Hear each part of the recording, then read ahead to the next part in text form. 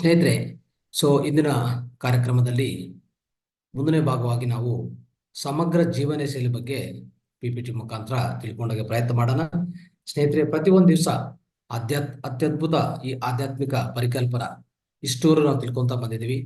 ಪತಾಂಜಲಿ ಅಷ್ಟಾಂಗ ಯೋಗ ಎಷ್ಟೋ ಮಹತ್ವವಾದ ಈ ಜ್ಞಾನನ ಪದೇ ಪದೇ ನೀವು ಮತ್ತೆ ನೋಡ್ಕೊಂತ ಮತ್ತೆ ಅದನ್ನು ನೆನಪಿ ಮಾಡ್ಕೊಂತ ಶ್ರವಣ ಮಾಡಿದ ಮೇಲೆ ಮತ್ತೆ ಮರಣ ಮಾಡ್ಕೊಂತ ನಿಧಿಧ್ಯಾಸನ ಅಂದ್ರೆ ನೀವು ಆಚರಣೆಯಲ್ಲಿ ಇಟ್ಕೊಂತ ಅವಾಗ ಈ ತರ ಮಾಡ್ಕೊಂತ ಹೋದ್ರೆ ಖಂಡಿತವಾಗಿ ನಿಮ್ಗೆ ಆತ್ಮ ಸಾಕ್ಷಾತ್ಕಾರ ಅನ್ನೋದು ಸಿಗುತ್ತೆ ಸ್ನೇಹಿತರೆ. ಸೊ ಸೊ ಇಂಥ ಅದ್ಭುತ ಜ್ಞಾನ ಆದ್ಮೇಲೆ ಸಮಗ್ರ ಜೀವನ ಶೈಲಿ ಬಗ್ಗೆ ತಿಳ್ಕೊಳ್ಳೋ ಪ್ರಯತ್ನ ಮಾಡೋಣ. ಯಾರೇ ಆರೋಗ್ಯವಂತರಾಗಿ ಇದ್ರು ಅವರು ಇಂಥ ಸಮಗ್ರ ಜೀವನ ಶೈಲಿಗೋಸ್ಕರ ಅಂದ್ರೆ ಸಂಪೂರ್ಣ ಆರೋಗ್ಯಕ್ಕೋಸ್ಕರ ಒಂದು 10 ಸೂತ್ರಗಳು ಹೇಳಿದೀವಿ ಇಲ್ಲಿ. ಪ್ರತಿಯೊಂದು ಸೂತ್ರ ಬ್ರೀಫ್ ಆಗಿ ಸಂಕ್ಷಿಪ್ತವಾಗಿ ಎಕ್ಸ್ಪ್ಲೇನ್ ಮಾಡ್ತಾ ಹೋಗ್ತೀನಿ ನಾನು. ನಿಮ್ಗೆ ವಿವರಣ ಕೊಡ್ತೀನಿ. ದಯವಿಟ್ಟು ಈ 10 ಸೂತ್ರಗಳು ಸಂಪೂರ್ಣ ಆರೋಗ್ಯಕ್ಕಾಗಿ ಪ್ರತಿಯೊಬ್ಬರು ಈ 10 ಸೂತ್ರಗಳು ಪಾಲನೆ ಮಾಡಿದ್ರೆ ಯಾವುದೇ ಅನಾರೋಗ್ಯ ಬರಲ್ಲ. ಅಂದ್ರೆ ನೀವು ಆರೋಗ್ಯವಂತರು ಆಗಿದ್ರು ಮುಂದಿನ ದಿವಸದಲ್ಲಿ ಯಾವುದೋ ಅನಾರೋಗ್ಯ ನಮಗೆ ಬರಬಾರ್ದು, ಯಾವುದೇ ಕಾಯಿಲೆಗಳು ಬರಬಾರ್ದು ಅಂದ್ರೆ ಖಂಡಿತವಾಗಿ ಈ 10 ಸೂತ್ರಗಳು ನೀವು ಪಾಲನೆ ಮಾಡಕ್ಕೆ ಪ್ರಯತ್ನ ಮಾಡಿ. ಮೊದಲನೇದು ನೋಡಿ ಸ್ನೇಹಿತರೆ, ಮೊದಲನೇದು ನಾವು ಸೇವಿಸಬೇಕಾದ ಆಹಾರಗಳು ಏನು ಅಂದ್ರೆ ನಾವು ಯಾವ್ದು ಆಹಾರಗಳು ಎಂತ ಆಹಾರಗಳು ಸೇವಿಸಬೇಕಂತ ತಿಳ್ಕೊಳ್ಳೋಕೆ ಪ್ರಯತ್ನ ಮಾಡೋದು. ನೋಡಿ, ಕೆಳಗಿನ ಆಹಾರ ಧಾನ್ಯಗಳಂದ್ರೆ ಎಲ್ಲ ನಮ್ಗೆ ಗೊತ್ತಿರೋಂಥ ಆಹಾರ ಧಾನ್ಯಗಳು ಏನು. ನಾವೀಗ ಪ್ರತಿಯೊಬ್ರು ಏನ್ ಮಾಡ್ತೀವಿ ಅಂದ್ರೆ ಬಿಳಿ ಅಕ್ಕಿ ಅಂದ್ರೆ ವೈಟ್ ರೈಸ್. ಸ್ನೇಹಿತರೆ, ಯಾರೋ ಈ ಲೈನ್ಗಳು ಆಗ್ತಾ ಇದ್ರೆ ಸ್ವಲ್ಪ ಯಾರು ನೋಟ್ ಮಾಡಕ್ ಹೋಗ್ಬಿಡಿ, ಯಾವುದು ಡಿಸ್ಟರ್ಬ್ ಮಾಡಕ್ ಹೋಗ್ಬಿಡಿ PPTನು ದಯವಿಟ್ಟು. ನಿನ್ನೇನು ಆ ಥರ PPT ಡಿಸ್ಟರ್ಬ್ ಆಗಿದೆ, ಸ್ವಲ್ಪ ಡಿಸ್ಟರ್ಬ್ ಆಗ್ತಾ ಇದೆ ಯಾಕೆ ಗೊತ್ತಿಲ್ಲ. ದಯವಿಟ್ಟು ಈ ಲೈನ್ಗಳು ಬರಬಾರ್ದು PPT ಮೇಲೆ, ಇದು ಮತ್ತೆ ವಿಡಿಯೋ ಅಲ್ಲಿ ರೆಕಾರ್ಡ್ ಆಗ್ಬಿಡ್ತದೆ. ರೈಟ್. ಸ್ನೇಹಿತರೆ, ಮೊದಲನೇದು 10 ಸೂತ್ರದಲ್ಲಿ ಪ್ರಾಮುಖ್ಯವಾಗಿ 10 ಸೂತ್ರಗಳು ಸಂಪೂರ್ಣ ಆರೋಗ್ಯಕ್ಕಾಗಿ. ಓಕೆ.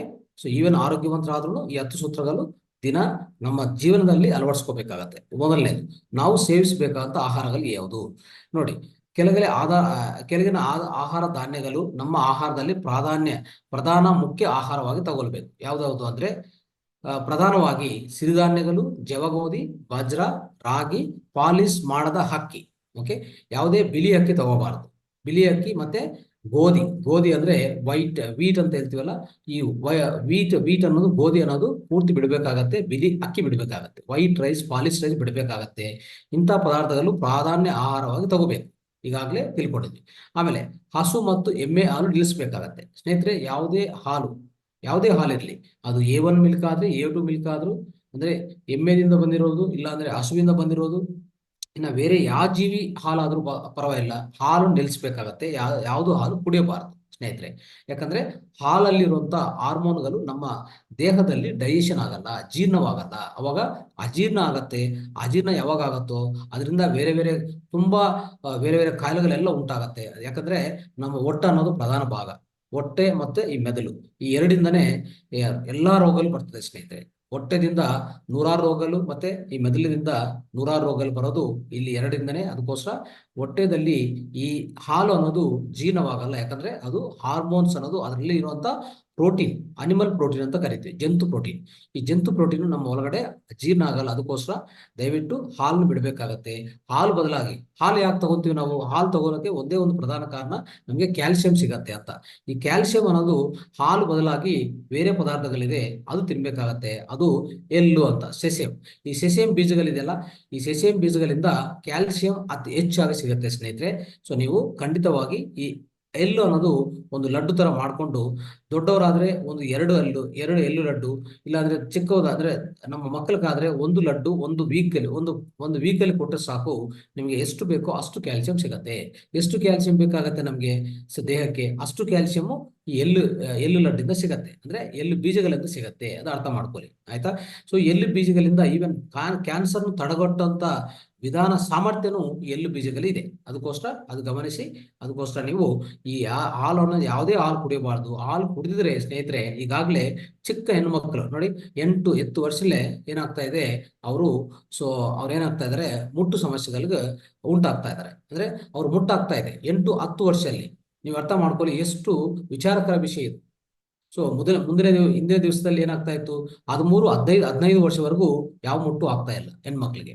ಈಗ 8 ಇಂದ 10 ವರ್ಷದಲ್ಲಿ ಆಗ್ತಾ ಇದೆ ಅಂದ್ರೆ ನೀವು ಅರ್ಥ ಮಾಡ್ಕೊಳ್ಳಿ ಎಷ್ಟು ಅನಾರೋಗ್ಯ ಅನ್ನೋದು ಉಂಟಾಗಿದೆ ಈಗ.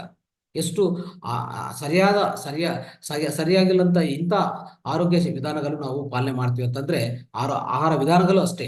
ಈ ಕೆಟ್ಟ ಆಹಾರ ವಿಧಾನಗಳು ಫಾಲೋ ಮಾಡಿ, ಅಂದ್ರೆ ಈ ಹಾಲು ಕುಡಿಯೋದು, ಎಲ್ಲ ಡಾಕ್ಟರ್ಗಳು ಹೇಳ್ತಾರೆ ನೀವು ಒಳ್ಳೆ ಹಾಲು ಕುಡಿಸಮ್ಮ, ಒಳ್ಳೆ ಹಾಲು ಕೊಡಿ, ನಿಮಗೆ ಮಕ್ಕಳಿಗೆ ಒಳ್ಳೆ ಕ್ಯಾಲ್ಸಿಯಂ ಸಿಗತ್ತೆ ಅಂತ ಹೇಳ್ತಾ ಇದ್ದಾರೆ. ಅದೆಲ್ಲ ತಪ್ಪು ಕಲ್ಪನೆ ಸ್ನೇಹಿತರೆ, ಅದೆಲ್ಲ ತಪ್ಪು ಕಲ್ಪನೆ. ಇದೊಂದು ಬಿಸ್ನೆಸ್ ಆಗಿದೆ, ಪೂರ್ತಿ ಕಮರ್ಷಿಯಲ್ ಆಗಿ ಹೋಗ್ತಾ ಇದ್ದಾರೆ ಔಟ್ ಸೈಡ್.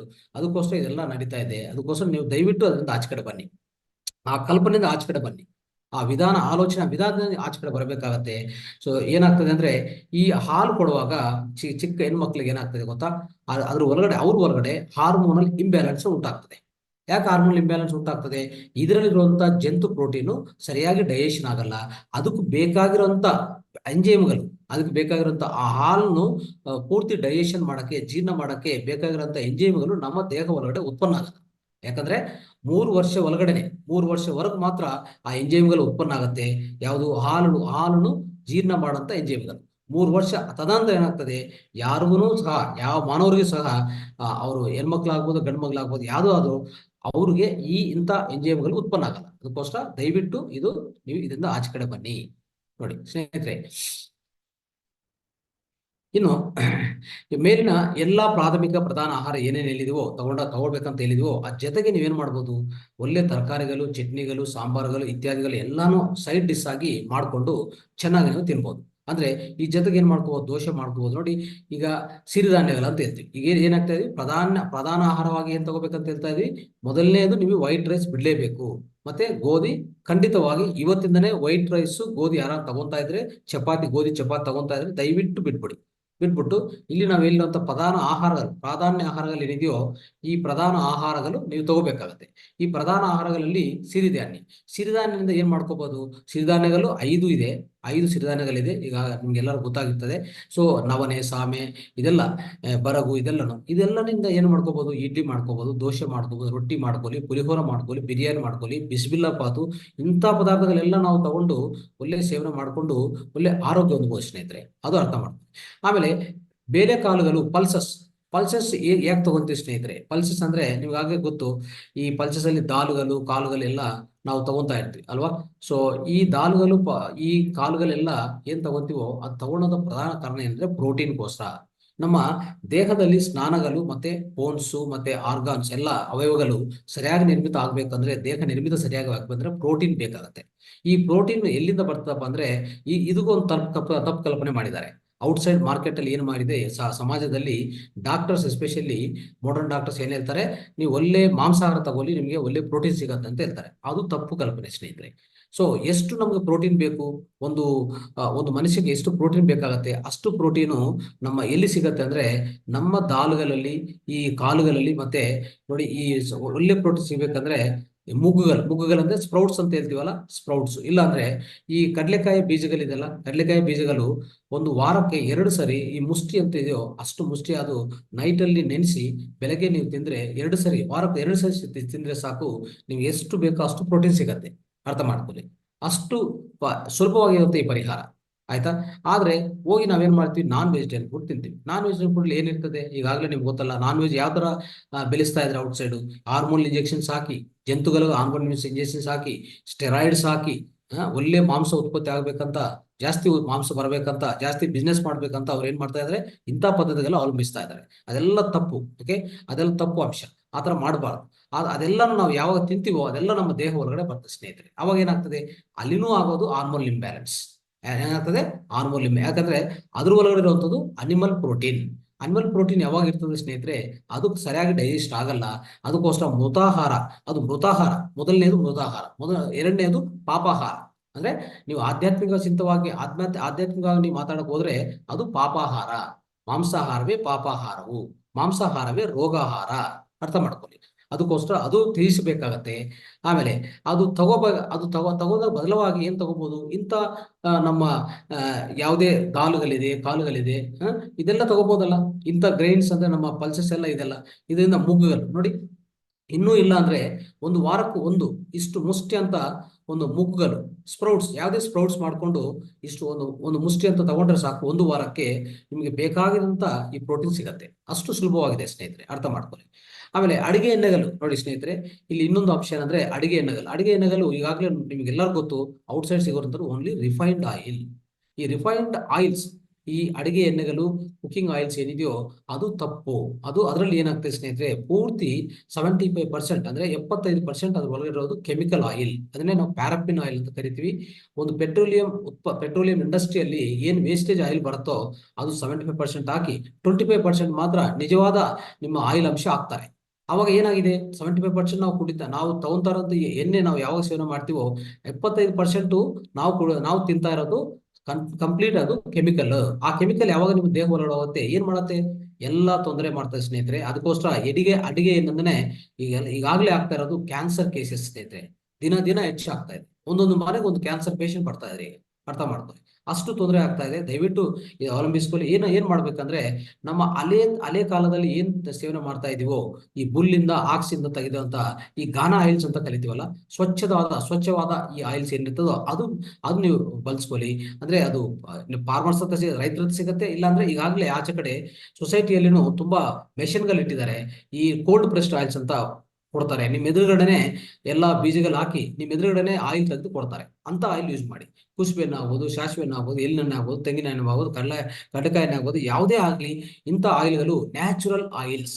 ಯಾರು ಕೊಡಬೇಕು, ಖಂಡಿತವಾಗಿ ನಮ್ಮ ಮಕ್ಕಳಿಗೆ 3 ರಿಂದ 5 ಚಮಚ ನೋಡಿ. ಸೊ ಯಾವುದೇ ವ್ಯಕ್ತಿಗೆ 3 ರಿಂದ 5 ಚಮಚ ಬೇಕಾಗತ್ತೆ. ಆದ್ರೆ ಹೆಚ್ಚು ಪರಿಣಾಮದಲ್ಲಿ ಮಕ್ಕಳು ಸೇವಿಸಬಹುದು. ಯಾಕಂದ್ರೆ ಅವರು ಬ್ರೈನ್ ಅನ್ನೋದು ಗ್ರೋ ಆಗ್ತಾ ಇರ್ತದೆ, ಅಂದ್ರೆ ಬ್ರೈನ್ ಅನ್ನೋದು ಬೆಳೀತಾ ಇರ್ತದೆ. ಎಲ್ಲ ಸ್ನಾನಗಳು, ಎಲ್ಲ ಅಂಗಗಳು, ಅವಯವಗಳು ಬೆಳೀತಾ ಇರುವಾಗ ಈ ಎಣ್ಣೆ ಅನ್ನೋದು ತುಂಬಾ ಸಹಾಯಕಾರಿ ಆಗುತ್ತೆ ಸ್ನೇಹಿತರೆ. ಖಂಡಿತವಾಗಿ ಅವರು ಹೆಚ್ಚಾಗಿ ತಗೋಬಹುದು. ದೊಡ್ಡವರಾದ್ರೆ ಸ್ವಲ್ಪ ಕಡಿಮೆ ಪರಿಮಾಣದಲ್ಲಿ ತಗೊಳ್ಳೋದು, ಎಷ್ಟು ಬೇಕೋ ಅಷ್ಟು ತಗೊಳ್ಳೋದು ಒಳ್ಳೇದು. ಜಾಸ್ತಿ ಈ ಎಣ್ಣೆ ಅನ್ನೋದು ಬಳಸಬಾರ್ದು ಸ್ನೇಹಿತರೆ. ಓಕೆ, ಇದು ಅರ್ಥ ಮಾಡ್ಕೊಳ್ಳಿ. ಆಮೇಲೆ ಸಿಹಿಗಾಗಿ, ಸ್ವೀಟ್ನೆಸ್ಗಾಗಿ ಏನ್ ಯೂಸ್ ಮಾಡಬೇಕು, ಯಾವಾಗ್ಲೂ ಸಕ್ಕರೆ ಅನ್ನೋದು ಯೂಸ್ ಮಾಡಬಾರ್ದು, ಪೂರ್ತಿ ತೇಯಿಸಬೇಕು. ಆಮೇಲೆ ಈ ನಾವು ಶುಗರ್ ಕೇನಿಂದ ಏನ್ ಮಾಡ್ತೀವೋ ಆ ಬೆಲ್ಲ ಆಗ್ಬೋದು, ಆ ಬೆಲ್ಲನು ಅದರಲ್ಲಿ ಕೆಮಿಕಲ್ಸ್ ಆಗ್ತಾ ಇದಾರೆ ಈಗ ಇತ್ತೀಚಿನ ಕಾಲದಲ್ಲಿ, ಅದನ್ನು ತೇಯಿಸಬೇಕಾಗತ್ತೆ. ಅದು ಬೇಕಾಗಿಲ್ಲ. ಮತ್ತೆ ಏನು ಒಳ್ಳೆ ಸಿಹಿಗಾಗಿ ಏನ್ ಯೂಸ್ ಮಾಡ್ಕೋಬೇಕು, ತಾಲ್ ಬೆಲ್ಲ ಅಂದ್ರೆ ಪಾಮ್ ಜಾಗ್ರಿ ಅಂತ ಕರಿತೀವಿ ಸ್ನೇಹಿತರೆ. ಅದ ಖರ್ಜೂರ ಬೆಲ್ಲನು ಯೂಸ್ ಮಾಡ್ಕೋಬಹುದು. ಅಂತದ್ದು ತುಂಬಾ ಒಳ್ಳೇದು. ಆದ್ರೆ ಈ ಅಂದ್ರೆ ಶುಗರ್ ಕೇನಿಂದ ಬಂದಿರುವಂತ ಬೆಲ್ಲದಲ್ಲಿ ಸೊ ಅಂದ್ರೆ ಪೂರ್ತಿ ಕರಿಯಾಗಿರ್ತದೆ. ಅಂದ್ರೆ ಯಾವುದೇ ಅದರಲ್ಲಿ ಕೆಮಿಕಲ್ಸ್ ಆಡ್ ಮಾಡಿಲ್ಲ ಅಂತಂದ್ರೆ ಅದನ್ನು ನೀವು ಬಳಸ್ಕೋಬಹುದು, ತೊಂದರೆ ಇಲ್ಲ. ಓಕೆ, ಉಪ್ಪಿನ ಬೆಲೆಕೆ ಸ್ನೇಹಿತರೆ, ಉಪ್ಪು ಅಂಶ ಅನ್ನೋದು ಪ್ರತಿಯೊಬ್ಬರಿಗೂ ಬೇಕಾಗಿದೆ. ಯಾಕಂದ್ರೆ ನಮ್ಮ ದೇಹ ಒಳಗಡೆ ಎಷ್ಟೋ ಮೆಟಬಾಲಿಕ್ ಆಕ್ಷನ್ಸ್ ಆಗ್ತಾ ಇರ್ತದೆ. ಜೀವ ಕ್ರಿಯೆಗಳು ಆಗ್ತಾ ಇರ್ತದೆ. ಪ್ರತಿ ಕ್ರಿಯೆಗೆ ಏನ್ ಬೇಕು, ಸೋಡಿಯಂ ಬೇಕು, ಪೊಟ್ಯಾಷಿಯಂ ಬೇಕು. ಆ ಎರಡು ಬೇಕಂದ್ರೆ ಖಂಡಿತವಾಗಿ ಉಪ್ಪು ಅನ್ನೋದು ಬಳಸ್ಕೋಬೇಕಾಗುತ್ತೆ. ಎಷ್ಟು ಉಪ್ಪು ಬೇಕಾಗತ್ತೆ, ಅದು ಕಡಿಮೆ ಪ್ರಮಾಣದಲ್ಲಿ. ನಾವು ತಿನ್ನೋ ಪ್ರತಿ ಆಹಾರದಲ್ಲಿ, ಯಾವುದೇ ತರಕಾರಿಗಳಲ್ಲಿ, ಧಾನ್ಯಗಳಲ್ಲಿ, ಪ್ರತಿ ಒಂದರಲ್ಲಿ ಉಪ್ಪು ಅಂಶ ಅನ್ನೋದು ಸಹಜವಾದ ಉಪ್ಪು ಅಂಶ ಸಿಗತ್ತೆ. ಆದ್ರೆ ಯಾವುದೇ ನಾವು ನಾಲ್ಕಿಗೋಸ್ಕರ ಸ್ವಲ್ಪ ಟೇಸ್ಟ್ಗೋಸ್ಕರ ಹಾಕ್ಬೇಕಂದ್ರೆ ಸ್ವಲ್ಪ ಹಾಕಿ ಹೆಚ್ಚು ಸೇವಿಸಬಹುದು. ಹೆಚ್ಚು ಸೇವಿಸ ಅನ್ನೋದು ಒಳ್ಳೇದಲ್ಲ, ಅದು ಅಡ್ಡ ಪರಿಣಾಮ ಬರುತ್ತೆ ಸ್ನೇಹಿತರೆ. ಆಮೇಲೆ ಉಪ್ಪಿನಕಾಯಿ ಚಟ್ನಿಗಳು ಸ್ನೇಹಿತರೆ, ಈ ಅಂಶದ ಬಗ್ಗೆ ತುಂಬಾ ತಪ್ಪು ಕಲ್ಪನೆ ಎತ್ಕೊಂಡಿದ್ವಿ ನಾವು. ಈ ಉಪ್ಪಿನಕಾಯಿ ಅನ್ನೋದು ಒಳ್ಳೆಯದು, ಚಟ್ನಿಗಳು ಒಳ್ಳೇದೇ. ನಮ್ಮ ಭಾರತೀಯ ಸಂಪ್ರದಾಯದಲ್ಲಿ ಇದು ಇತ್ತೀಚಿನ ತುಂಬಾ ಪ್ರಾಚೀನ ಕಾಲದಿಂದ ಬರ್ತಾ ಇದೆ.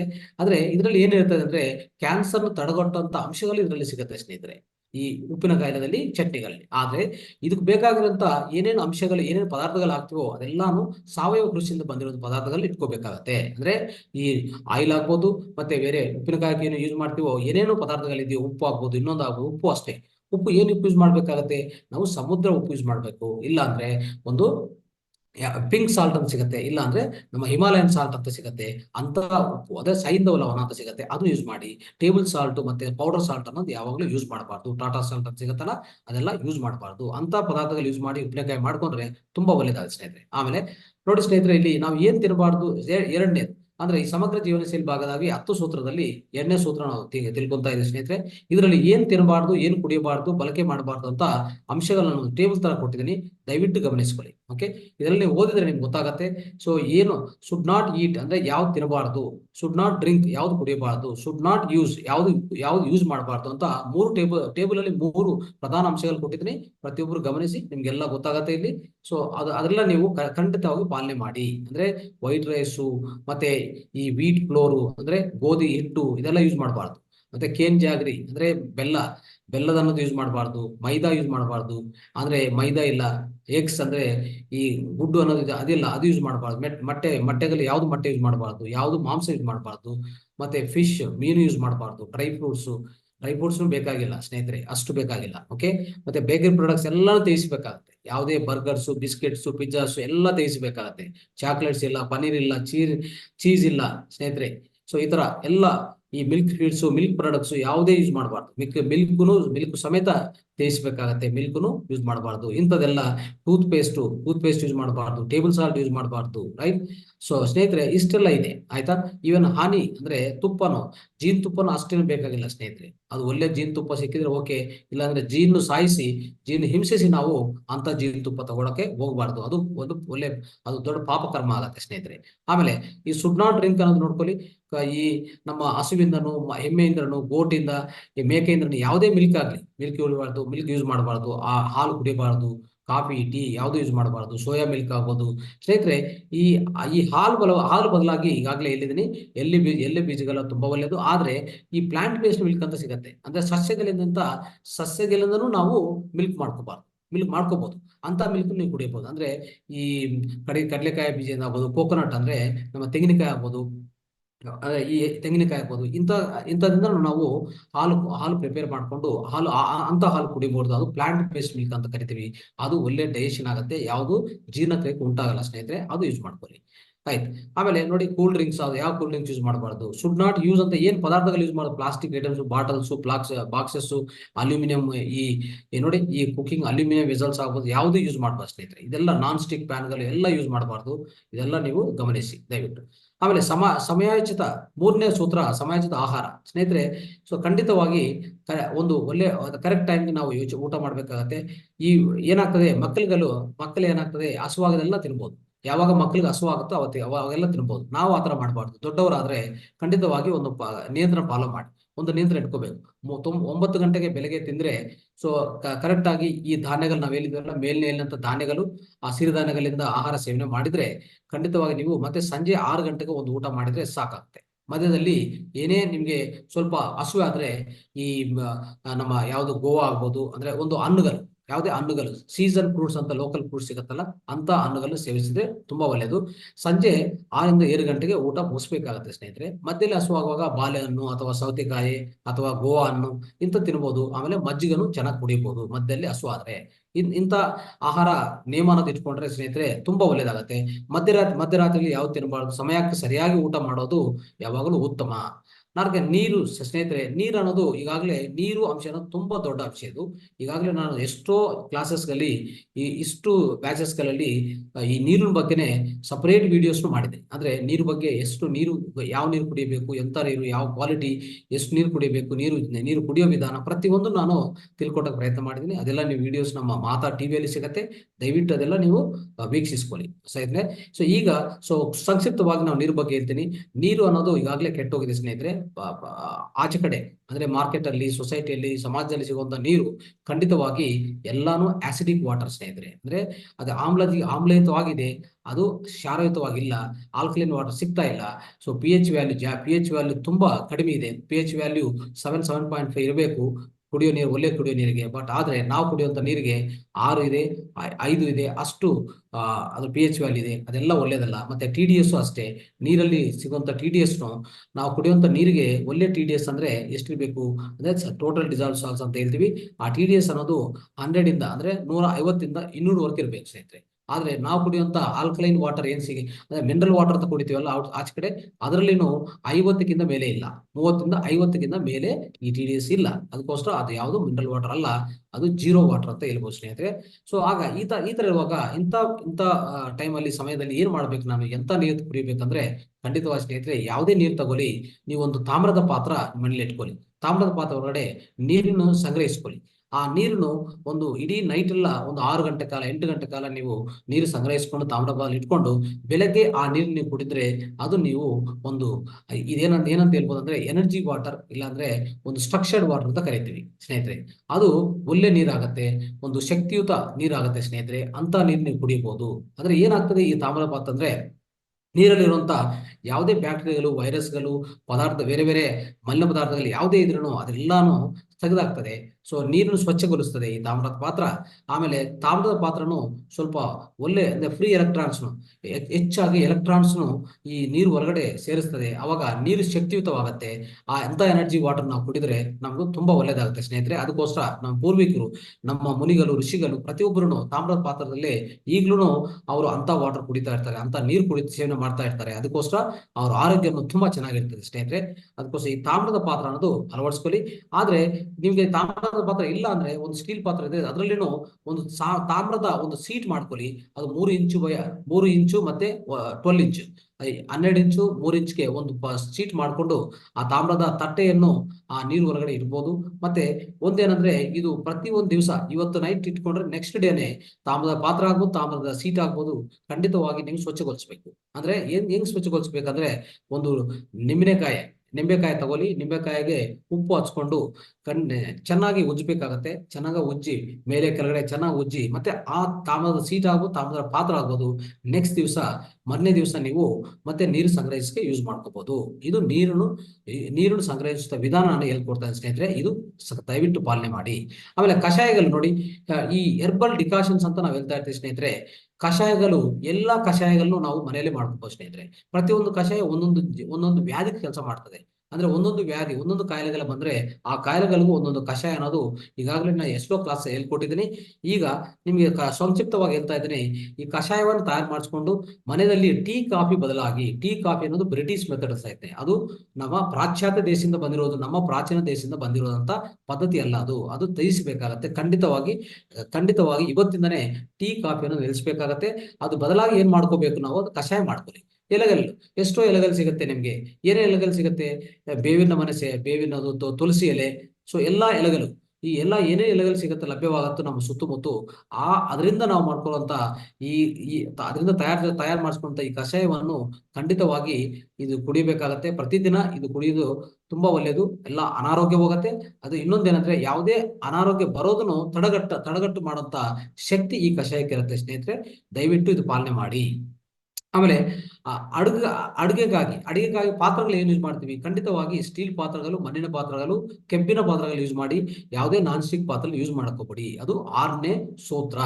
ಮತ್ತೆ ಸೆವೆಂತ್ ಪ್ರಿನ್ಸಿಪಲ್ ಏನಂತಂದ್ರೆ, ಪ್ಲಾಸ್ಟಿಕ್ ಅಲ್ಲಿ ಜಾಸ್ತಿ ಬಳಕೆ ಮಾಡ್ಕೋಬೇಡಿ ಸ್ನೇಹಿತರೆ. ಪ್ಲಾಸ್ಟಿಕ್ ಏನ್ ಮಾಡ್ತೀವಿ, ಖಂಡಿತವಾಗಿ ಪ್ಲಾಸ್ಟಿಕ್ ಇಂದ ತಯಾರಂತ ಬಾಟಲ್ಗಳು, ಪಾತ್ರಗಳು, ಬಾಕ್ಸ್ಗಳು, ಪ್ಲೇಟ್ಗಳು, ಚಮಚಗಳು, ಗ್ಲಾಸ್ಗಳು, ಪ್ಯಾಕೆಟ್ಗಳು ಇತ್ಯಾದಿ ತುಂಬಾ ಅಂಶಗಳು ಪ್ರತಿಯೊಂದಕ್ಕೂ ನಾವು ಈ ಪ್ಲಾಸ್ಟಿಕ್ ಜಾಸ್ತಿ ಬಳಕೆ ಮಾಡ್ತಾ ಇದೀವಿ. ಖಂಡಿತವಾಗಿ ನಿಲ್ಲಿಸಬೇಕಾಗತ್ತೆ. ಯಾಕಂದ್ರೆ ಈ ಪ್ಲಾಸ್ಟಿಕ್ ಅನ್ನೋದು ಕರಗೋದಿಲ್ಲ ಸ್ನೇಹಿತರೆ. ಯಾವುದೇ ಪ್ಲಾಸ್ಟಿಕ್ ಬಿಸಾಕಿದ್ರೆ, ಆಚೆ ಕಡೆ ನಮ್ಮ ಮಣ್ಣ ಮೇಲೆ ಬಿಸಾಕಿದ್ರೆ ಏನಾಗ್ತದೆ ಗೊತ್ತಾ, 300 ವರ್ಷ ಆದ್ರೂ 200 ವರ್ಷ ಆದ್ರೂ ಅದು ಖಂಡಿತವಾಗಿ ಕರಗಲ್ಲ. ಅದು ಅವಾಗ ಏನಾಗ್ತದೆ ತೊಂದರೆ ಆಗ್ತದೆ ಅಂದ್ರೆ, ಅದರಿಂದ ಹೆಚ್ಚು ಮಾಲಿನ್ಯ ಅನ್ನೋದು ನಮ್ಮ ಪರಿಸರಕ್ಕೆ ಸೇರ್ತಾ ಇದೆ. ಪರಿಸರ ಮಾಲಿನ್ಯವಾಗ್ತಾ ಇದೆ. ದಯವಿಟ್ಟು ಇದು ನೀವು ಪಾಲನೆ ಮಾಡಿ. ದಯವಿಟ್ಟು ಇದು ಗಮನಿಸಿ ಸ್ನೇಹಿತರೆ. ಅದಕ್ಕೋಸ್ಕರ ತಿಳಿಸಬೇಕಾಗತ್ತೆ.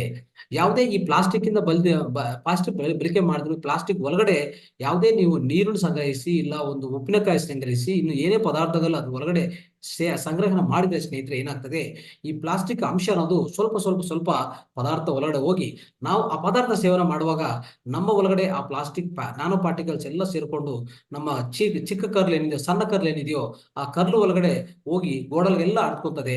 ಅವಾಗ ಪೂರ್ತಿ ನಮ್ಗೆ ಎಷ್ಟೋ ನಷ್ಟಗಳು ಆಗುತ್ತೆ ನಮ್ಗೆ ದೇಹಕ್ಕೆ. ಅದರಿಂದ ಬರುವಂತದ್ದೇ ಏರ್ ಲಾಸ್ ಆಗೋದು. ಇನ್ನೊಂದು, ಈ ನಮ್ಮ ಒಳಗಡೆ ಈ ವಿಟಮಿನ್ ಡಿಫಿಷಿಯನ್ಸಿ ಅಂತ ಬರೋದು ಇದರಿಂದ ಬರ್ತಾ ಇರ್ತದೆ. ಅದಕ್ಕೋಸ್ಕರ ಪ್ಲಾಸ್ಟಿಕ್ ಬಳಕೆ ಮಾಡಕ್ ಹೋಗ್ಬೇಡಿ. ರೈಟ್. ಆಮೇಲೆ ಸ್ನೇಹಿತರೆ, ನಡಗ ಅನ್ನೋದು ಕಡ್ಡಾಯ. 8ನೇ ಪ್ರಿನ್ಸಿಪಲ್ ಸ್ನೇಹಿತರೆ, 8ನೇ ಸೂತ್ರ, ನಡಿಗ ಅನ್ನೋದು ಕಡ್ಡಾಯ. ಅಂದ್ರೆ walking is must. Walking is the best exercise ಸ್ನೇಹಿತರೆ.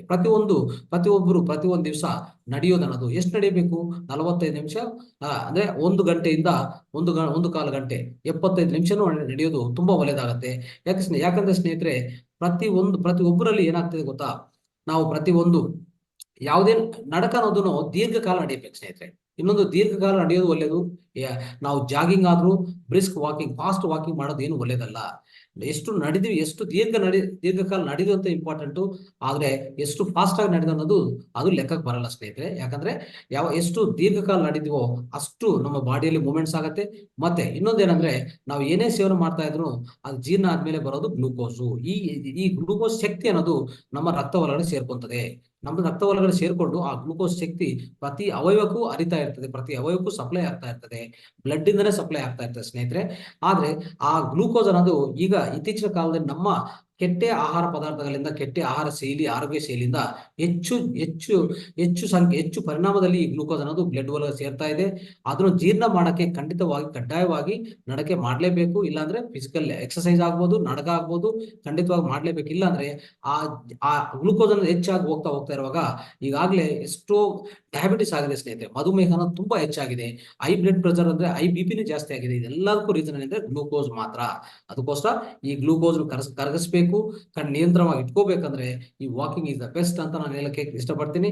ಆಮೇಲೆ 30 ವರ್ಷ ಕೆಳಗಿರೋರು ಖಂಡಿತವಾಗಿ ಬ್ರಿಸ್ಕ್ ವಾಕಿಂಗ್ ಮಾಡಿ ಪರವಾಗಿಲ್ಲ. ಜಾಗಿಂಗ್ ನೋ ರನ್ನಿಂಗ್ ಸ್ನೇಹಿತರೆ, no running, no jogging, brisk walking, normal walking ಅನ್ನೋದು ಒಳ್ಳೇದು 30 ವರ್ಷ ಮೇಲೆ ಇರೋದು. ಇನ್ನೊಂದು, ಇತ್ತೀಚಿನ ಕಾಲದಲ್ಲಿ ಈ ವ್ಯಾಯಾಮ ಅಂತ ಹೇಳ್ಬಿಟ್ಟು ಜಿಮ್ಗೆ ಹೋಗ್ತಾರೆ, ಈ ನವೀನ ಪರಿಕರಗಳು ಯೂಸ್ ಮಾಡ್ತಾರೆ, ಅದೆಲ್ಲ ಒಳ್ಳೇದಲ್ಲ, ಅದು ಅಸಹಜ ಪದ್ಧತಿ. ಯಾವುದೇ ಯೂಸ್ ಮಾಡಿದ್ರು ನಿಮ್ಗೆ ಮುಂದಿನ ದಿವಸದಲ್ಲಿ ತೊಂದರೆ ಆಗುವಂತ ಅವಕಾಶನೂ ಸಿಗತ್ತೆ.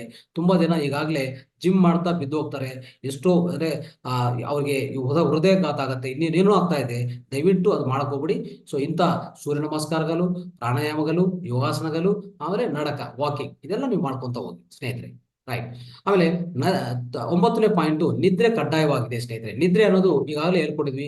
ನಿದ್ರೆದಿಂದ ನಮ್ಗೆ ಒಳ್ಳೆ ವಿಶ್ವಶಕ್ತಿ ಸಿಗತ್ತೆ ಸ್ನೇಹಿತರೆ. ನಮ್ಮ ಇಡೀ ನಮ್ಮ ಪೂರ್ತಿ ಬಾಡಿ, ಪೂರ್ತಿ ಶರೀರ ಅನ್ನೋದು ಏನಾಗ್ತದೆ ಅಂದ್ರೆ ಚಾರ್ಜ್ ಆಗುತ್ತೆ. ಅಂದ್ರೆ ಒಳ್ಳೆ ಶಕ್ತಿ ನಮ್ಗೆ ಸಿಗತ್ತೆ ಸ್ನೇಹಿತರೆ ನಿದ್ರೆಯಲ್ಲಿ. ಅದಕ್ಕೋಸ್ಕರ ಒಳ್ಳೆ ನಿದ್ದೆ ಅನ್ನೋದು ಕಂಪಲ್ಸರಿ ಮಾಡ್ಲೇಬೇಕು. ಪ್ರತಿ ಒಂದು ದಿವಸ ನಮ್ಗೆ ನೈಸರ್ಗಿಕ ಕೊಟ್ಟಿರುವಂತ ಒಂದು ವರ ಅಂತ ಹೇಳ್ಬೋದು. ಈ ವರ ಏನಪ್ಪಾ ಅಂದ್ರೆ, ಒಂದು ದೊಡ್ಡ ಗಿಫ್ಟ್ ಅಂತಂದ್ರೆ ನಿದ್ದೆ ಅನ್ನೋದು. ಈ ನಿದ್ದೆ ಅನ್ನೋದು ಮನುಷ್ಯಗೆ ಅವಶ್ಯಕತೆ ಆಗಿದೆ. ಖಂಡಿತವಾಗಿ ಒಳ್ಳೆ ನಿದ್ದೆ ಮಾಡ್ಬೇಕಾಗುತ್ತೆ. ಈಗಾಗಲೇ ಈ ಸ್ಟ್ರೆಸ್ ಇಂದ ನಮ್ಮ ಆಚ ಕಡೆ ಬರ್ತಾರಂತ ಈ ಚಟುವಟಿಕೆಗಳಿಗೂ ಮತ್ತೆ ಜಾಸ್ತಿ ಸ್ಟ್ರೆಸ್ ನಾವು ತಗೊಂಡು ಎಷ್ಟೋ ಕೆಲಸಗಳು ಮಾಡ್ತಾ ಇರ್ತಾರೆ. ಅದರಿಂದ ಸರಿಯಾಗಿ ನಿದ್ದೆ ಬರ್ತಾ ಇಲ್ಲ, ನಿದ್ದೆ ಕೊರತನ ಜಾಸ್ತಿ ಆಗಿದೆ ಸ್ನೇಹಿತರೆ.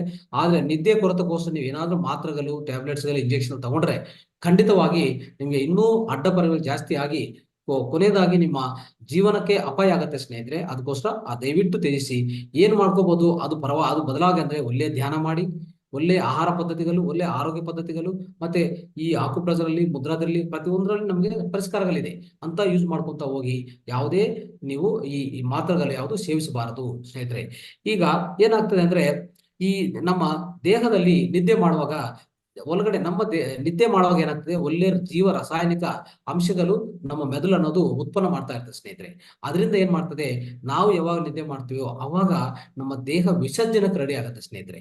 ಆ ವಿಸರ್ಜನೆಗೆ ಟೈಮ್ನು ಕೊಡ್ತಾ ಇಲ್ಲ ನಾವು. ಯಾಕಂದ್ರೆ ಇತ್ತೀಚಿನ ಕಾಲದಲ್ಲಿ ತುಂಬಾ ಜನ ಏನ್ ಮಾಡ್ತಾರೆ, ಸೂರ್ಯನ ಬರಕ್ ಮುಂಚೆ ಏನ್ ಮಾಡ್ತಾರೆ, ಅವ್ರು ನಿದ್ದೆ ಮಾಡ್ತಾ ಇರ್ತಾರೆ. ಸೂರ್ಯನ ಬಂದ ಮೇಲೆನು ಇನ್ನು ನಿದ್ದೆ ಮಾಡ್ತಾ ಇರ್ತಾರೆ. ಸೂರ್ಯನ ಬರುವಾಗ ಏನ್ ಮಾಡ್ಬೇಕು, ನಾವು ಎದ್ಬೇಕಾಗತ್ತೆ.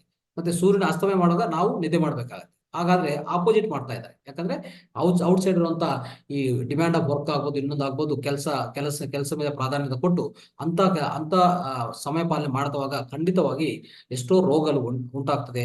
ಅದರಿಂದ ಎಲ್ಲ ನಾವು ಬಿಡಬೇಕಾಗುತ್ತೆ ಸ್ನೇಹಿತರೆ. ಒಂದು ಒಳ್ಳೆ ಪದ್ಧತಿಗಳು ನಾವು ಅವಲಂಬಿಸಬೇಕಾಗತ್ತೆ.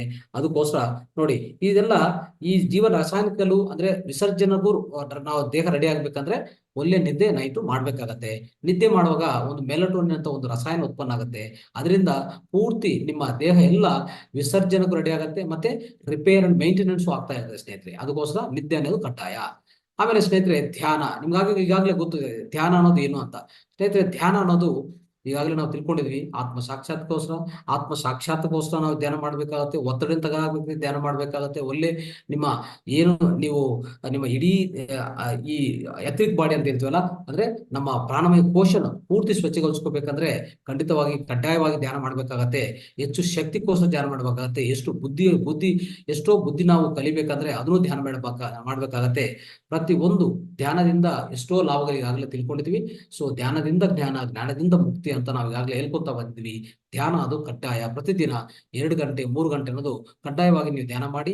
ಯಾವುದೇ ರೋಗ ಇದ್ರೂ ದೀರ್ಘಕಾಲಿಕ ಏನೇ ರೋಗಗಳು ನಾವು ಈಗಾಗಲೇ ಸಫರ್ ಆಗ್ತಾ ಇದೀವೋ ಅದರಿಂದೆಲ್ಲ ಆಚೆ ಕಡೆ ಬರಕ್ಕೆ ಧ್ಯಾನ ಸರ್ವರೋಗ ನಿವಾರಣೆ ಅಂತ ಕರಿತೀವಿ ಸ್ನೇಹಿತರೆ. ರೈಟ್? ಧ್ಯಾನ ಸರ್ವರೋಗ ನಿವಾರಣೆ, ಸರ್ವಭೋಗಕಾರಿಣಿ, ಸರ್ವಜ್ಞಾನ ಪ್ರಸಾದಿನಿ ಅಂತ ಹೇಳ್ತಾ ಧ್ಯಾನ ಅನ್ನೋದು ಕಡ್ಡಾಯ. ಈ ತರ 10 ಸೂತ್ರಗಳು ಪ್ರತಿಯೊಬ್ಬರು ಪಾಲನೆ ಮಾಡಿ ಸ್ನೇಹಿತರೆ. ನೀವೇನು ಆರೋಗ್ಯವಂತರಾದ್ರೂ ಆ 10 ಸೂತ್ರಗಳು ಪಾಲನೆ ಮಾಡ್ತಾ ಇದ್ರೆ ನಿಮ್ಮ ಜೀವನ ಅನ್ನೋದು ಸುಖವಾಗಿ ಆನಂದವಾಗಿ ನೀವು ಜೀವನ ನಡೆಸ್ಕೊಳ್ಳೋಕೆ ಅವಕಾಶ ಸಿಗುತ್ತೆ ಸ್ನೇಹಿತರೆ. ಆಮೇಲೆ ನೋಡಿ, ಅನಾರೋಗ್ಯಕ್ಕಾಗಿ ದಿನಚರ್ಯ ಏನು ಅಂತ ತಿಳ್ಕೊಳ್ಳೋಣ ಸ್ನೇಹಿತರೆ. ಇದು ತುಂಬಾ ಒಂದು ಅತ್ಯುತ್ತಮ ವಿಚಾರ ಇದು ಸ್ನೇಹಿತರೆ. ಪ್ರತಿಯೊಬ್ಬರು ಪಾಲನೆ ಮಾಡಿ. ಅಂದ್ರೆ ಈಗಾಗಲೇ ನೀವು ಏನೇ ವ್ಯಾಧಿ ಸಫರ್ ಆಗ್ತಾ ಇರ್ಲಿ, ಸ್ವಲ್ಪ ಹೊತ್ತು ಕಾಲ ಅಂದ್ರೆ ಒಂದು 50 ದಿನ ಇಟ್ಕೊಳ್ಳಿ. ಅಂದ್ರೆ 50 ದಿನ ಅಂದ್ರೆ ಒನ್ ಅಂಡ್ ಹಾಫ್ ಮಂತ್ ಅಂತ ಇಟ್ಕೊಳ್ಳಿ. ಮಿನಿಮಮ್ ಅಷ್ಟು ಸಮಯ ಈ ಅನಾರೋಗ್ಯಕ್ಕೆ ನಾವು ತಿಳಿಸ್ಕೊಡ್ತಾ ಅಂತ ಈ ದಿನಚರಿಯನ್ನು ನೀವು ಪಾಲನೆ ಮಾಡಿ. ಖಂಡಿತವಾಗಿ ಏನೇ ಅನಾರೋಗ್ಯ ಇದ್ರೂ ಕೊಟ್ಟು ಹೋಗ್ತದೆ ನಿಮ್ಮಿಂದ. ಆಯ್ತಾ? ಅದು ತಿಳ್ಕೊಳ್ಳೋಕೆ ಪ್ರಯತ್ನ ಮಾಡಿ. ಏನದು ಅಂತಂದ್ರೆ, ಫಸ್ಟ್ ಡಿಟ್ಯಾಕ್ಸ್ ಮಾಡ್ಕೊಳ್ಳಿ ಸ್ನೇಹಿತರೆ. ಡಿಟ್ಯಾಕ್ಸ್ ಅಂದ್ರೆ ಎನಿಮಾ ಅನ್ನೋದು ನಿಮ್ಮ ಹೊಟ್ಟೆ ಇದೆಯಲ್ಲ, ಹೊಟ್ಟೆ ಒಳಗಡೆ ಇರುವಂತ ಮಲಿನ, ಅಂದ್ರೆ ನಮ್ಮ ಕೊಲನ್ ಆಗ್ಬೋದು, ದೊಡ್ಡ ಕರ್ಲಾಗ್ಬೋದು, ಇದೆಲ್ಲಾನು ಸಂಗ್ರಹಿಸ್ಕೊಳ್ಳುವಂತ ಮಲ ಅನ್ನೋದು ಏನಿದೆಯೋ ಅದು ಸರಿಯಾಗಿ ವಿಸರ್ಜನೆ ಇರ್ತಂತ ಅಂಶದ ಇರ್ತದೆ ಅಂತ ನಾವು ಕ್ಲೀನ್ ಮಾಡ್ಕೊಂತ ಹೋಗ್ಬೇಕಂದ್ರೆ ಖಂಡಿತವಾಗಿ ಒಂದು ಅತ್ಯುತ್ತಮ ಡಿಟಾಕ್ಸ್ ಪದ್ಧತಿ ಏನಪ್ಪಾ ಅಂತಂದ್ರೆ ಎನಿಮಾ ಸ್ನೇಹಿತರೆ. ಮತ್ತೆ ಹೊಟ್ಟೆ ಪ್ಯಾಕ್, ವಾಮನ ದೌತಿ, ಇಂಥದನ್ನು ಜಲನೀತಿ ಅಂದ್ರೆ ನಮ್ಮ ಈ ರೆಸ್ಪಿರೇಟರಿ ಸಿಸ್ಟಮ್ ಕ್ಲೀನ್ ಮಾಡೋದು. ಅದು ನೀವು ಯಾವುದೇ ಯೋಗ ಮಾಸ್ಟರ್ ಹತ್ರ ಹೋದ್ರು ಇಲ್ಲ ಆಯುರ್ವೇದದಲ್ಲಿ ಹೋದ್ರೆ ಏನ್ ಕೊಡ್ತಾರೆ, ಈ ಜಲನೀತಿ ಪಾಲನೆ ಮಾಡೋದು. ಎನಿಮಾಕ್ಕೂ ಅಷ್ಟೇ, ಎನಿಮಾ ಕಿಟ್ ಸಿಗತ್ತೆ. ಎನಿಮಾ ಕಿಟ್ ನಾವು ನಮ್ಮ ಮನೆಯಲ್ಲೇ ತಗೊಂಡು ಬಂದು ಎನಿಮಾ ಕಿಟ್ ನೀವು ಪರ್ಚೇಸ್ ಮಾಡ್ಬೋದು. ಆನ್ಲೈನ್ ಅಮೆಜಾನ್ ಸಿಗತ್ತೆ. ಅದು ತಗೊಂಡು ಅದರಲ್ಲಿ ಇನ್ಸ್ಟ್ರಕ್ಷನ್ ಶೀಟ್ ಕೊಟ್ಟಿರ್ತಾರೆ. ಅದು ಪ್ರಕಾರ ನಾರ್ಮಲ್ ವಾಟರ್ ಅಲ್ಲಿ, ಎನಿಮಾ ಅಂದ್ರೆ ಯಾವುದೇ ಫ್ಲೂಯಿಡ್, ಯಾವುದೇ ಕೆಮಿಕಲ್ ಯೂಸ್ ಮಾಡಿದ್ರೆ ಬಿಸಿ ನೀರು, ಎಗುರು ಬೆಚ್ಚ ಬಿಸಿ ನೀರು ಇದೆಯೋ ಅದನ್ನು ಯೂಸ್ ಮಾಡ್ಕೊಂತ ಎನಿಮಾ ಪದ್ಧತಿ ಪ್ರತಿ ಕನೀಸ 21 ದಿವಸ ನೀವು ಆರೋಗ್ಯವಂತ ಅನ್ಕೋಬಹುದು. ಆದ್ರೆ ನೀವು ಆರೋಗ್ಯ ಇದ್ರೂ ಪರವಾಗಿಲ್ಲ, ಈ ಎನಿಮಾ ಪದ್ಧತಿ ಪ್ರತಿಯೊಬ್ಬರು ಮಾಡ್ಕೋಬಹುದು. 20 ದಿವಸ ಅಂದ್ರೆ 1 ವೀಕ್ ಇಂದ 3 ವಾರ ಟೈಮ್ಗೆ ಈ ಎನಿಮಾ ಮಾಡ್ಕೋತ ಹೋಗಿ. ಪ್ರತಿದಿನ 2 ಸರಿ ಮಾಡಿ. ಖಂಡಿತವಾಗಿ ಎಷ್ಟೋ ಮಾಲಿನ್ಯ ಆಚೆ ಕಡೆ ಹೋಗುತ್ತೆ. ನಿಮ್ಗೆ ಗೊತ್ತಾಗಲ್ಲ ಅಷ್ಟು ಮಾಲಿನ್ಯ ಹೊರಗಡೆ ಇದೆ ಅಂತ. ಅಷ್ಟೆಲ್ಲ ಆಚೆ ಕಡೆ ಹೋಗುವಾಗ ಸ್ನೇಹಿತರೆ, ಯಾವಾಗ ಹೊಟ್ಟೆ ಸರಿಯಾಗಿ ಕ್ಲೀನ್ ಆಗ್ತದೋ, ಜೀರ್ಣಕೋಶ ಕೆಳಗಡೆ ಇರೋ ಹೊಟ್ಟೆ, ಮತ್ತೆ ಸಣ್ಣ ದೊಡ್ಡ ಕಲ್ಲುಗಳು, ಮತ್ತೆ ಕಲನ್ನು, ಇದೆಲ್ಲಾನು ಈ ಎಲ್ಲಾನು ಪೂರ್ತಿ ನಾವು ಸ್ವಚ್ಛಗೊಳಿಸ್ಕೊತೀವೋ ಎಷ್ಟೋ ರೋಗಗಳು ಹೋಗುತ್ತೆ ಸ್ನೇಹಿತರೆ. ಆ ರೋಗಗಳು ಅನ್ನೋದು ಕಾನ್ಸ್ಟಿಪೇಷನ್ ಆಗ್ಬೋದು, ಅಂದ್ರೆ ಮಲಬದ್ಧತೆ, ಅಸಿಡಿಟಿ, ಮತ್ತೆ ಗ್ಯಾಸ್ಟ್ರಿಕ್ ಪ್ರಾಬ್ಲಮ್ಸ್ ಆಗ್ಬೋದು. ಎಷ್ಟೇ ಸಮಸ್ಯೆಗಳು ಎಲ್ಲ ಹೊಟ್ಟೋಗ್ತದೆ. ಈ ಹೊಟ್ಟದಿಂದ ಬರುವಂತ ಎಷ್ಟೋ ಸಮಸ್ಯೆಗಳಿದೆ, 100 ರೋಗಗಳಿದೆ. ಪ್ರತಿ ಒಂದು ರೋಗನೂ ಗುಣ ಆಗುತ್ತೆ ಅಂತ ನಾನು ಹೇಳ್ತಾ ಇದ್ದೀನಿ ಸ್ನೇಹಿತರೆ. ಅದು ತುಂಬಾ ಉತ್ತಮ ಅಂಶ ಎನಿಮಾ ಪದ್ಧತಿ. ಆಮೇಲೆ ಸ್ನೇಹಿತರೆ, ಈ ಜೊತೆಗೆ ಮೊದಲು ಒಳ್ಳೆ ಆಸನಗಳು, ವ್ಯಾಯಾಮ, ಮತ್ತೆ ನಡೆಯೋದು, ಪ್ರಾಣಾಯಾಮ, ಧ್ಯಾನ ಇದು ಪ್ರತಿದಿನ ಮಾಡಿ. ಯಾರು ಅನಾರೋಗ್ಯ ಇರೋರು ಇದೆಲ್ಲ ಪಾಲನೆ ಮಾಡಿ. ಆಮೇಲೆ ಬೆಳಗ್ಗೆ ವಾಯು ಉಪವಾಸ, ನೀರು ಕೂಡ ಇಲ್ಲ ಅಂತ ಉಪವಾಸ ಮಾಡ್ಕೋಬಹುದು ಸ್ನೇಹಿತರೆ. ಅದು ಯಾವ ತರ ಮಾಡ್ಬೋದು ನೋಡಿ. ಒಂದ್ ದಿವಸ ಮುಂಚೆ ನಾನು ಈಗಾಗಲೇ ಹೇಳಿದ್ನಲ್ಲ, 6 ಗಂಟೆ 7 ಗಂಟೆಗೆ ನಿಮ್ಮ ಊಟ ಮುಗಿಸ್ಕೊಳ್ಳಿ ಒಂದ್ ದಿವಸ ಮುಂಚೆ. ಅದರಿಂದ ನೆಕ್ಸ್ಟ್ ನೀವು ಮಲಗೋವರೆಗೂ ಒಂದು 9 ಗಂಟೆ 9:30 10 ಗಂಟೆಗೆ ನೀವು ಮಲಗಿದ್ರು ಅಷ್ಟು ಒಳಗಡೆ ನಿಮ್ಮ ಜೀರ್ಣ ಆಗಿರ್ತದೆ ಪೂರ್ತಿ. ಆ ಮಲಗುವಾಗ ಒಂದು ಲೋಟೆ ಬಿಸಿ ನೀರು, ಉಗುರು ಬೆಚ್ಚ ನೀರು ನೀವು ಕುಡಿದು ಆಮೇಲೆ ನೀವು ನಿಮ್ಮ ನಿದ್ರಾಣದ ಉಪಕ್ರಮ ಮಾಡಿಸ್ಕೊಳ್ಳಿ. ನಿದ್ರೆ ಸ್ಟಾರ್ಟ್ ಮಾಡಿ. ಆಮೇಲೆ ನೆಕ್ಸ್ಟ್ ಮತ್ತೆ ಮರನೇ ದಿವಸ ನೀವು ಎದ್ದಿದ ಮೇಲೆ ಏನ್ ಮಾಡ್ಬೇಕು ಸ್ನೇಹಿತರೆ ಅಂದ್ರೆ, ಬೇಕಂದ್ರೆ ನೀವು ಏನ್ ಮಾಡ್ಕೋಬೇಕು, ಒಂದು 2 ರಿಂದ 3 ಗ್ಲಾಸ್ ಇಲ್ಲ 3 ಗ್ಲಾಸ್ ಅಂದ್ರೆ ಹತ್ರ ಒಂದು ಲೀಟರ್ ಉಗುರು ಬೆಚ್ಚ ನೀರು ನೀವು ಕುಡಿದಿದ್ರೆ ಒಳ್ಳೆ ವಿಸರ್ಜನಕ್ಕೂ ಗ್ಯಾರಂಟಿ ಹೆಲ್ಪ್ ಆಗುತ್ತೆ. ಒಳ್ಳೆ ಉಪಕಾರಿ ಅದನ್ನು ಮಾಡ್ಕೊಳ್ಳಿ. ಇಲ್ಲ ಅಂದ್ರೆ ಇನ್ ಸ್ವಲ್ಪ ಜನ ಏನ್ ಮಾಡ್ತಾರೆ ಅಂದ್ರೆ, ಒಂದೇ ಗ್ಲಾಸ್ ತಗೊಂಡು ಕುಡಿದು ಅಲ್ಲಿನೂ ಒಂದು ಏರ್ ಫಾಸ್ಟಿಂಗ್ ತರ, ಅಂದ್ರೆ ವಾಯು ಉಪವಾಸ, ಯಾವುದೇ ನೀರು ಕುಡಿಯಲ್ಲ, ಯಾವುದೇ ಊಟ ತಿನ್ನಿಯಲ್ಲ. ಆ ತರ ಏನ್ ಮಾಡ್ತಾರೆ, 10 ಗಂಟೆವರೆಗೂ ಸ್ನೇಹಿತರೆ, 10 ಗಂಟೆವರೆಗೂ 11 ಗಂಟೆವರೆಗೂ ನೀವು ಬೇಕಂದ್ರೆ ಈ ಉಗುರುಬೆಚ್ಚ ನೀರು 1 ಲೀಟರ್ ಕುಡಿದು ಅಲ್ಲೇ ವಿಸರ್ಜನೆ ಮಾಡ್ಕೊಳ್ಳಿ. ಇಲ್ಲ ಅಂದ್ರೆ ಅದನ್ನು ಬಿಟ್ಟಿದ್ರೆ 1 ಗ್ಲಾಸ್ ಮಾತ್ರ ಕುಡಿದು ನಿಮ್ಮ ವಿಸರ್ಜನೆ ಅನ್ನೋದು ಕರೆಕ್ಟ್ ಆಗಿ ಆಗ್ಬೇಕಂದ್ರೆ ಸ್ನೇಹಿತರೆ, ನೀರು ಒಂದೇ ಪ್ರಧಾನ ಕಾರಣ ಅಲ್ಲ. ಅದಕ್ಕೆ ಮುಂಚೆ ದಿವಸ ನೀವು ಏನೇನು ಆಹಾರ ಪದಾರ್ಥ ಸೇವನೆ ಮಾಡಿದ್ರೆ ಅದು ಇಂಪಾರ್ಟೆಂಟ್. ನಿಮ್ಮ ಆಹಾರ ಪದಾರ್ಥಗಳ ಸೇವನೆ ಮಾಡೋದ್ರಲ್ಲಿ ಖಂಡಿತವಾಗಿ ನಾವೇನ್ ಮಾಡ್ತಾ ಇರ್ತೀವಿ ಇಲ್ಲಿ, ಪ್ರತಿಯೊಬ್ಬರು ಎಷ್ಟೋ ಈ ಧಾನ್ಯಗಳಿಂದ, ಅಂದ್ರೆ ಈ ವೈಟ್ ರೈಸು, ಈ ಗೋಧಿ ಎಲ್ಲ ತಿಂತಾ ಇರ್ತೀವಲ್ಲ, ಅದರಲ್ಲಿ ಏನಾಗ್ತದೆ, ಜಾಸ್ತಿ ಪಿಂಡಿ ಪದಾರ್ಥಗಳು ಇರ್ತದೆ, ಅಂದ್ರೆ ಕಾರ್ಬೋಹೈಡ್ರೇಟ್ಸ್ ಇರ್ತದೆ, ಅದರಲ್ಲಿ ನಾರ ಪದಾರ್ಥ ಇಲ್ಲ. ಅದೇ ನೀವು ಒಂದು ಸಿರಿಧಾನ್ಯಗಳು ಮತ್ತೆ ಈ ಬಜ್ರ, ರಾಗಿ ಇಂಥದ್ದು ಮತ್ತೆ ತರಕಾರಿ, ಒಳ್ಳೆ ತರಕಾರಿಗಳು, ಸಲಾಡ್ಗಳು ಇಂಥ ತಿಂದಿದ್ರೆ ಏನಾಗ್ತದೆ ಹೇಳಿ, ಅದರಿಂದ ಎಷ್ಟೋ ನಾರ ಪದಾರ್ಥ ಬರುತ್ತೆ. ನೀವು ವಿಸರ್ಜನೆನೂ ತಾನಂತ ಅದೇ ಆಗತ್ತೆ, ಏನು ನೀರು ಕುಡಿಯೋದು ಬೇಕಾಗಿಲ್ಲ. ಅದಂತ ಪರಿಸ್ಥಿತಿ ನಿಮ್ಗಿದ್ರೆ, ಒಳ್ಳೆ ವಿಸರ್ಜನೆ ಆಗ್ತಾ ಇದೆ ಅಂತ ಗ್ಯಾರಂಟಿ ಇದ್ರೆ, ನೀರನ್ನು ಕುಡಿಯೋದು ಬೇಡ, 10 ಗಂಟೆವರೆಗೂ ಸುಮ್ಮನೆ ಇರಬೇಕಾಗತ್ತೆ. ಈ 7 ಗಂಟೆಯಿಂದ 10 ಗಂಟೆ ಅಂದ್ರೆ ಒಂದು ಸುಮಾರು ಅಂದ್ರೆ ಒಂದು ಎಷ್ಟಾಗಿದೆ ನಿಮಗೆ, ಅದ ಆಲ್ಮೋಸ್ಟ್ ಸುಮಾರಾಗಿ ಒಂದು 12 ಗಂಟೆ 14 ಗಂಟೆ ಉಪವಾಸ ಆಗುತ್ತೆ ಸ್ನೇಹಿತರೆ. ಇದ್ರೆ ಮಧ್ಯಂತರ ಉಪವಾಸ ಅಂತ ಕರಿತೀವಿ. ಇದು ಎಷ್ಟು ಉಪಯೋಗಕಾರಿ ಅಂದ್ರೆ ಸ್ನೇಹಿತರೆ, ನಿಮ್ಗೆ ಬೊಜ್ಜ ಇದ್ರೂ, ಹೊಟ್ಟೆ ಅಂದ್ರೆ ಒಬೆಸಿಟಿ ಇದ್ರೂ, ಈವನ್ ಡಯಾಬಿಟಿಸ್ ಯಾವುದೇ ಇದ್ರೂ, ಡಯಾಬಿಟಿಸ್ ಅವ್ರು ಏನ್ ಮಾಡ್ಬೇಕು, ಡಯಾಬಿಟಿಸ್ ಬಿ ಪಿ ಅವರು ಸ್ವಲ್ಪ ಅಂದ್ರೆ ಎಸ್ಪೆಷಲಿ ಬಿ ಪಿ ಇರೋರು ಸ್ವಲ್ಪ ಗಮನಿಸಿಕೊಂಡು ಈ ದಿನಚರ್ಯ ಮಾಡುವಾಗ ನಿಮ್ಮ ಬಿ ಪಿಯನ್ನು ಅಬ್ಸರ್ವ್ ಮಾಡ್ತಾ ಈ ದಿನಚರ್ಯ ಅವಲಂಬಿಸ್ಕೊಳ್ಳಿ, ನಿಮ್ಗೂ ಒಳ್ಳೇದಾಗತ್ತೆ, ಏನ್ ತೊಂದರೆ ಇಲ್ಲ. ಸೊ ಈ ತರ ಏನಾಗ್ತದೆ ಸ್ನೇಹಿತರೆ, ಈ ತರ ಮಾಡ್ಕೊಳ್ಳುವಾಗ 10-11 ಗಂಟೆವರೆಗೂ ನಾವು ಖಾಲಿ ಹೊಟ್ಟೆ ಇಟ್ಕೊಂಡಿದ್ವಿ, ಇದು ಮಧ್ಯಂತರ ಉಪವಾಸ ಅಂತ ಕರಿತೀವಿ. ಆ ಟೈಮಲ್ಲಿ 11 ಗಂಟೆಗಳಲ್ಲಿ ಏನ್ ಮಾಡ್ತೀವಿ, ಒಂದು ಹಸಿರು ರಸವನ್ನು, ಗ್ರೀನ್ ಜ್ಯೂಸ್ ಮಾಡ್ಕೊಳ್ಳಿ. ಈ ಗ್ರೀನ್ ಜ್ಯೂಸ್ ಹೆಂಗ್ ಮಾಡ್ಕೋಬೇಕು, ಯಾವ್ದಿಂದ ಮಾಡ್ಕೋಬೇಕು, ಕರಿಬೇಕಾಕು, ಇಲ್ಲಾಂದ್ರೆ ಕೊರಿಯಾಂಡರ್ ಅಂದ್ರೆ ಕೊತ್ತಿಮೀರೆ, ಇದೆಲ್ಲ ಈ ಎಲ್ಲಾ ಎಲೆಗಳು ಏನೇ ಎಲೆಗಳಿದೆಯೋ ಅದರಿಂದ ನಾವೇನ್ ಮಾಡ್ಕೋಬಹುದು, ಒಂದು ಸೊಪ್ಪಿದೆ, ಸೊಪ್ಪಿಂದ ತೋಟಕೂರೆ ಇದಂತ ಹೇಳ್ತೀವಲ್ಲ ಸೊಪ್ಪು, ಆ ಸೊಪ್ಪಿಂದನೂ ನೀವು ಗ್ರೀನ್ ಜ್ಯೂಸ್ ಮಾಡ್ಕೊಳ್ಳಿ. ಅಂತದ್ದು ಯಾವ ತರ ಮಾಡ್ಕೋಬೇಕಂದ್ರೆ ಆ ಗ್ರೀನ್ ಜ್ಯೂಸ್ ಬಗ್ಗೆ ಒಂದು PDF ಕಳಿಸ್ತೀನಿ, ಅದು ನೀವು ಅವಲಂಬಿಸ್ಕೊಳ್ಳಿ, ಅದು ನೀವು ಆಚರಣೆ ಮಾಡ್ಕೊಳ್ಳಿ ಸ್ನೇಹಿತರೆ. ಈ ತರ ಮಾಡ್ಕೊಂಡ್ರೆ ತುಂಬಾ ಒಳ್ಳೇದಾಗುತ್ತೆ ಸ್ನೇಹಿತರೆ. ಇನ್ನೊಂದು, ಇಂಥ ಅನಾರೋಗ್ಯ ಇರೋರು ಊಟ ಏನ್ ಮಾಡ್ಬೇಕಪ್ಪ ಅಂದ್ರೆ ನೋಡ್ಕೊಳ್ಳಿ, ಬೀಜಗಳು ಮತ್ತು ಬೀಜಗಳಿಂದ ಅಲಂಕರಿಸಿದ ಸಲಾಡ್ಗಳು, ಹಸಿರು ಚಟ್ನಿ, ತೆಂಗಿನಕಾಯಿ, ಕೊಬ್ಬುಗಳು ಮತ್ತೆ ಕ್ಯಾಲ್ಸಿಯಂಗೋಸ್ಕರ ತೆಂಗಿನಕಾಯಿ, ಮತ್ತು ಮೂಲಗ ಯಾಡದ ಮೂಂಗ್ ದಾಲನ್ನು ವಾರದಲ್ಲಿ 3 ಬಾರಿ ತಿಂದ್ರೆ ಹೆಚ್ಚಿನ ಪ್ರೋಟೀನು ಪೂರ್ಣತ ಓಡುತ್ತದೆ. ಅಂದ್ರೆ ನಿಮ್ಗೆ ಯಾವುದೇ ಈ ಪ್ರೋಟೀನ್ಗಳು ಶಾರ್ಟೇಜ್ ಬರಬಾರ್ದಂದ್ರೆ ಈ ಮುಗ್ಗಿನ ಮೂಲಗಳಂತ ಹೇಳ್ತೀವಲ್ಲ, ಸ್ಪ್ರೌಟ್ಸ್ ತಿನ್ಬಹುದು. ಸೊ ಇದನ್ನು ನೀವು ಖಂಡಿತವಾಗಿ ವಾರಕ್ಕೆ 3 ಬಾರಿ ಮಾತ್ರ ತಿನ್ನಿ ಈ ಮುಗ್ಗುಗಳು. ಆದ್ರೆ ಮಿಕ್ಕಿದು ತೆಂಗಿನಕಾಯಿ ಇಂತ ನೋಡಿ, ಸೊ ಈ ಬೀಜಗಳಿಂದ ಅಲಂಕರಿಸಿದ ಸಲಾಡ್ಗಳು, ಹಸಿರು ಚಟ್ನಿ ಇಂಥದ್ದು ಮಾತ್ರ ಊಟಕ್ಕೂ ಬಳಸಬೇಕಾಗತ್ತೆ, ಮಧ್ಯಾಹ್ನ ಊಟ, ಆಯ್ತಾ. ಆಮೇಲೆ ಸಂಜೆ 4ರಿಂದ 5 ಗಂಟೆಗೆ ಏನ್ ಮಾಡ್ತೀವಿ, ಸುಮಾರು ಇಂಥ ತಿಂಡಿಗಳು ಅಂದ್ರೆ ಕಾಲೋಚಿತ ಹಣ್ಣುಗಳು, ಲೋಕಲ್ ಫ್ರೂಟ್ಸ್, ಸೀಸನಲ್ ಫ್ರೂಟ್ಸ್, ಅಥವಾ ಮುಗ್ಗುಗಳ ಬೆಲೆ ಮಾಡ್ಕೋಬಹುದು, ಅಥವಾ ನೆನೆಸಿದ ಒನೆ ಹಣ್ಣುಗಳು, ಡ್ರೈ ಫ್ರೂಟ್ಸ್, ನೆನೆಸಿರುವಂತ ಒನೆ ಹಣ್ಣುಗಳು, ಡ್ರೈ ಫ್ರೂಟ್ಸ್, ಅದನ್ನು ತಗೋಬಹುದು. ತರಕಾರಿ ಉಪಮಾ ಮಾಡ್ಕೋಬಹುದು, ತರಕಾರಿಯಿಂದ ಉಪಮಾ ಮಾಡ್ಕೋಬಹುದು. ಇಂಥ ಆರೋಗ್ಯಕರ ಇಂಥ ತಿಂಡಿಗಳು ನೀವು ಸಾಯಂಕಾಲ 4ರಿಂದ 5 ಗಂಟೆ ಆ ಟೈಮಲ್ಲಿ ಬಳಸ್ಕೋಬಹುದು ಸ್ನೇಹಿತರೆ. ಆಮೇಲೆ ಈ ಜೊತೆಗೆ ಜ್ಯೂಸ್ ಅಥವಾ ತೆಂಗಿನ ನೀರು, ಸೊ ಅಥವಾ ಡ್ರೈ ಫ್ರೂಟ್ಸ್ ಸಂಜೆ 4ರಿಂದ 5 ಗಂಟೆವರೆಗೂ ಅದನ್ನು ಬಳಸ್ಕೋಬಹುದು, ಅದು ಒಳ್ಳೇದೇ. ಇಂಥ ಪದಾರ್ಥಗಳು ಈ ಟೈಮಲ್ಲಿ ತಿನ್ನಿ. ಊಟಕ್ಕೆ ಏನಾಯ್ತು, ಮತ್ತೆ 4 ಗಂಟೆ 5 ಗಂಟೆ ಏನಾಯ್ತು, ಇಲ್ಲೆಲ್ಲ ನೋಡ್ಕೊಳ್ಳಿ ಸ್ನೇಹಿತರೆ, ಇಲ್ಲೆಲ್ಲಾನು ವೈಟ್ ರೈಸ್ ಇಲ್ಲ, ಮತ್ತೆ ಗೋಧಿಯಿಂದ ಏನು ಮಾಡೋದು ಇಲ್ಲ, ಸಿರಿಧಾನ್ಯಗಳೂ ಇಲ್ಲ ಸ್ನೇಹಿತರೆ, ಇದು ಅರ್ಥ ಮಾಡ್ಕೊಳ್ಳಿ. ಆಮೇಲೆ ನೋಡ್ಕೊಳ್ಳಿ, ರಾತ್ರಿ ಸುಮಾರು 7ರಿಂದ 8 ಗಂಟೆಗೆ ಏನ್ ಮಾಡ್ಬೇಕು ಭೋಜನ ಅಂದ್ರೆ, ಇದು ನಿಮ್ ಇಷ್ಟ. ಓಕೆ, ನೀವು ಆಯ್ಕೆ ಮಾಡ್ಕೊಂತ ಏನೇ ಭೋಜನ ಆಗಲಿ, ಭೋಜನಕ್ಕೆ ಕೆಲವು ಶಿಫಾರಸುಗಳು ಮಾತ್ರ ಕೊಡ್ತೀವಿ. ಅದೇನಂದ್ರೆ ಕಡಿಮೆ ಎಣ್ಣೆ ತರಕಾರಿಗಳು, ಸಬ್ಜಿ ಮಾಡ್ಕೊಳ್ಳಿ, ಮತ್ತು ಸಿರಿಧಾನ್ಯಗಳು ಇಲ್ಲ ಜವ ಗೋಧಿ, ಸಜ್ಜೆ, ರಾಗಿ ಮುಂತಾದ ಧಾನ್ಯಗಳನ್ನು ಅದನ್ನು ಸೇವಿಸಿ, ಅದರಿಂದ ಏನೋ ರೋಟಿ ಮಾಡ್ಕೊಳ್ಳಿ, ಇಲ್ಲಾಂದ್ರೆ ಏನೋ ಒಂದು ಮಾಡ್ಕೊಂಡು ಅದ್ರ ಜೊತೆಗೆ ಒಳ್ಳೆ ತರಕಾರಿ ಮಾಡ್ಕೊಂಡು ಆ ಟೈಮ್ ಮಾತ್ರ ತಿನ್ಬೇಕಾಗತ್ತೆ. ಗೋಧಿ, ಸಕ್ಕರೆ, ಸಂಸ್ಕೃತ ಎಣ್ಣೆ, ಸಂಸ್ಕೃತ ಹಿಟ್ಟು ಯಾವುದು ತಿನ್ನಬಾರ್ದು. ಹಾಲು ಮತ್ತು ಹಾಲಿನ ಉತ್ಪನ್ನ ಯಾವುದು ಸಹ ಅದನ್ನೆಲ್ಲ ತಪ್ಪಿಸ್ಬೇಕಾಗತ್ತೆ. ಆಮೇಲೆ ಸಮುದ್ರ ಉಪ್ಪು ಅಥವಾ ಸೈಂಧವವನ್ನು ಮಾತ್ರ ಬಳಸಬೇಕಾಗತ್ತೆ ಸ್ನೇಹಿತರೆ. ಇಂಥ ರಾತ್ರಿ ಊಟ ಅನ್ನೋದು 7 ಗಂಟೆಯಿಂದ 8 ಗಂಟೆಗೆ ಮುಗಿಸ್ಬೇಕಾಗತ್ತೆ ಸ್ನೇಹಿತರೆ. ಆಮೇಲೆ ನೆಕ್ಸ್ಟ್ ಇನ್ನೇನ್ ಮಾಡ್ಬೇಕಂದ್ರೆ, ಕೊನೆಯದಾಗಿ ರಾತ್ರಿ ಊಟದ ನಂತರ ಸುಮಾರು 9 ಗಂಟೆಗೆ ಒಂದು ಗಂಟೆ ಧ್ಯಾನ ಮಾಡಿ ಆವಾಗ ಮಲಗಿದ್ರೆ ತುಂಬಾ ಚೆನ್ನಾಗಿ ನಿಮ್ಗೆ ನಿದ್ದೆ ಬರುತ್ತೆ. ಇಂಥ ಆರೋಗ್ಯ ದಿನಚರ್ಯ ಅಂದ್ರೆ ಈ ಅನಾರೋಗ್ಯಕ್ಕೆ ದಿನಚರ್ಯ ಅನ್ನೋದು ಅಂದ್ರೆ 7 ಅಂಶಗಳಿದೆ ಸ್ನೇಹಿತರೆ. ಪ್ರತಿಯೊಂದು ನೀವು ಪಾಲನೆ ಮಾಡಿ, ಯಾವುದೇ ಅನಾರೋಗ್ಯ ಇರ್ಲಿ, ಕ್ಯಾನ್ಸರ್ ಇರ್ಲಿ, ಹೆಡ್ಏಕ್ ಇರ್ಲಿ, ಥೈರಾಯ್ಡ್ ಇರ್ಲಿ, ಇನ್ನೊಂದು ಯಾವುದೇ ಇರ್ಲಿ, ಖಂಡಿತವಾಗಿ ಒಂದು 50 ದಿನ ನೀವು ಆಯ್ಕೆ ಮಾಡ್ಕೊಂಡ್ರೆ, ಇಂಥ 50 ದಿನ ಅನ್ನೋದು ನಾನು ಹೇಳ್ತಾ ಇದ್ದೀನಿ.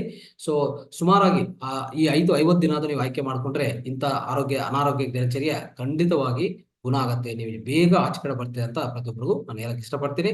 ಸೊ ಇದ್ರ ನೀವು ಅವಲಂಬಿಸ್ಕೊಳ್ಳಿ ಸ್ನೇಹಿತರೆ, ಆಯ್ತು. ಆಮೇಲೆ ಈ ಜೀವನ ಶೈಲಿಯಿಂದ ಏನೇನು ಉಪಕಾರಗಳಿದೆ, ಏನೇನು ಪ್ರಯೋಜನಗಳಿದೆ ಎಲ್ಲ ಇಲ್ಲಿ ನಾವು ತೋರಿಸಿದೀವಿ. ಹೆಚ್ಚು ಸಂತೋಷವನ್ನು ಅನುಭವಿಸ್ತೀರಿ, ಮತ್ತೆ ಹೆಚ್ಚು ಶಕ್ತಿಯನ್ನು ನೀವು ಹೊಂದಿದ್ರಿ. ಆಮೇಲೆ ಈ ಧ್ಯಾನಗಳನ್ನು, ಸೊ ನಿಮ್ಮ ಧ್ಯಾನ ಅನ್ನೋದು ಆಳವಾಗಿ ಧ್ಯಾನ ಸಿಗತ್ತೆ, ನಿಮ್ಮ ಮೆದುಳಿನ ಆರೋಗ್ಯ ಮತ್ತು ಸ್ಮರಣ ಅನ್ನೋದು ಸಹಾಯ ಮಾಡುತ್ತೆ. ಸೊ ಅರ್ಧಗರ್ಭಿತವಾಗಿ ಸಾಮರ್ಥ್ಯಗಳನ್ನು ಸುಧಾರಿಸುತ್ತೆ. ಆಮೇಲೆ ಏಕಾಗ್ರತೆ ಹೆಚ್ಚು ಆಗುತ್ತೆ ಸ್ನೇಹಿತರೆ. ತೂಕವನ್ನು ತೂಕವನ್ನು ಕಡಿಮೆ ಮಾಡಿಕೊಡ್ತದೆ. ದೇಹದಿಂದ ಹೆಚ್ಚುವರಿ ಕೊಬ್ಬನ್ನು ತೆಗೆದಾಕ್ತದೆ. ಯಾವುದೇ ಕೊಬ್ಬು ಅಂಶಗಳು ಫ್ಯಾಟಿ ಅಂಶಗಳಿದೆ ಎಲ್ಲ ತೆಗೆದಾಕ್ತದೆ. ನಿಮ್ಮ ಚಯಾಪಚಯನ್ನು ನೋಡಿ, ಅಂದ್ರೆ ನಿಮ್ಮ ಚಯಾಪಚಯ ಮೆಟಾಬಾಲಿಕ್ ಆಕ್ಷನ್ಸ್ ಇದರ ಜೀವಕ್ರಿಯೆಗಳು ಚೆನ್ನಾಗಾಗ್ತದೆ. ಚರ್ಮದ ಮೇಲೆ ಹೊಳಪವನ್ನು ಒಳ್ಳೆ ಗ್ಲೋ ಅಂತ ಬರುತ್ತೆ ಚರ್ಮ ಮೇಲೆ. ಚರ್ಮ ಸ್ಥಿತಿಸ್ಥಾಪಕವನ್ನು ಸುಧಾರಿಸ್ತದೆ. ಪ್ರತಿರಕ್ಷಣಾ ವ್ಯವಸ್ಥೆಯನ್ನು ಅಂದ್ರೆ ರೋಗ ನಿರೋಧಕ ಶಕ್ತಿಯನ್ನು ಹೆಚ್ಚು ಮಾಡುತ್ತೆ ಸ್ನೇಹಿತರೆ. ಇಂಥ ಪ್ರಯೋಜನಗಳಿದೆ ಈ ಜೀವನ ಶೈಲಿಯಿಂದ, ಅರ್ಥ ಮಾಡ್ಕೊಳ್ಳಿ ಸ್ನೇಹಿತರೆ. ಇಷ್ಟೆಲ್ಲ ಹೇಳಕ್ಕೆ ಪ್ರಯತ್ನ ಮಾಡಿದ್ವಿ. ಜೀವನ ಶೈಲಿಯಲ್ಲಿ, ಸಮಗ್ರ ಜೀವನ ಶೈಲಿ, ಸಂಪೂರ್ಣ ಆರೋಗ್ಯಕ್ಕಾಗಿ 10 ಸೂತ್ರಗಳು ಮತ್ತೆ ಅನಾರೋಗ್ಯಕ್ಕಾಗಿ ದಿನಚರ್ಯ, ಇಷ್ಟವರೆಗೂ ತಿಳ್ಕೊಂಡಿದ್ದು ಸ್ನೇಹಿತರೆ.